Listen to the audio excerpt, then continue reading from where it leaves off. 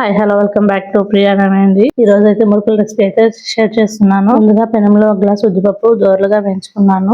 ముందుగానే రేషన్ బియ్యం అయితే కడిగి ఆరబెట్టి మళ్ళీ ఒక డబ్బాలోకి అయితే తీసుకున్నాను. అందులోకి ఒక గ్లాస్ పచ్చనిపప్పు కూడా తీసుకున్నాను.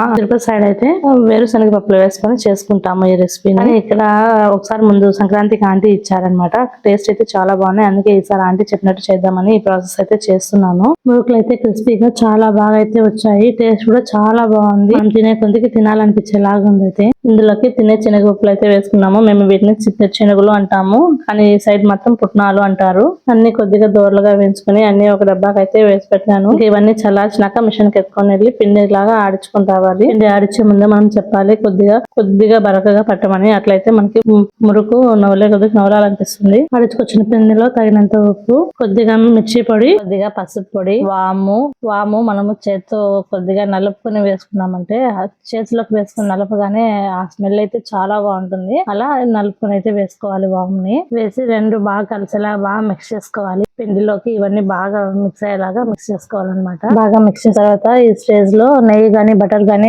వేడి చేసి వేసుకుంటే మురుకులు ఇంకా క్రిస్పీగా వస్తాయి.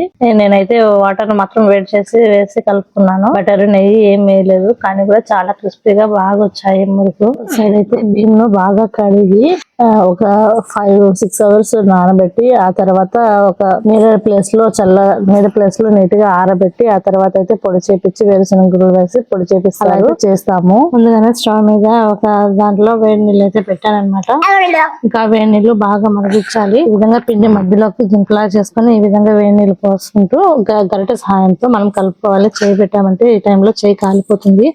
అందుకోసమే గరిటె సహాయంతో బాగా పిండి అంతా కలిసేలాగా ఇలా కలుపుకోవాలి. ఆ తర్వాత పిండిని కొద్దిగా ఇలా ఎత్తుకొని చూసినప్పుడైతే మనకి పిండి ముద్ద కడుతుంది. ఆ ముద్ద వచ్చే వరకు మనము పిండిని వాటర్ వేసుకుంటూ ఈ విధంగా అయితే మిక్స్ చేసుకుంటూ కలుపుకోవాలి. ఆ విధంగా చేసిన తర్వాత పిండిని కొంచెం చల్లారించిన తర్వాత మనం చేత్తోనే బాగా మసాజ్ చేస్తూ బాగా పిండిని అయితే కలుపుకోవాలి. అలా కలుపుకున్న పిండి ఎక్కువ గట్టిగా కాకుండా మరీ అట్లా మెత్తగా కాకుండా సిమి సాఫ్ట్ అయితే కలుపుకోవాలి. మనం ఏది ఇలా పెట్టినప్పుడు ఇలా ఉండిందంటే మనకి మురుకులు వేయడానికి చాలా ఈజీగా అయితే వచ్చేస్తాయి. ముందుగా మురుకుల గుట్టంలో కొద్దిగా ఆయిల్ అయితే స్ప్రెడ్ చేసుకొని ఆ తర్వాత పిండిని దాంట్లో పెట్టుకొని మురుకులు అయితే మనం ఒత్తుకోవాలి. ఆ వేడి నూనెలో మురుకులు ఈ విధంగా వేసినప్పుడు బుడగలుగా వస్తుంది. ఈ విధంగా బుడగలు చల్లారిపోయిన తర్వాత మనము మురుకు పక్కకు తీసుకుంటే చాలా క్రిస్పీగా అయితే ఉంటాయి.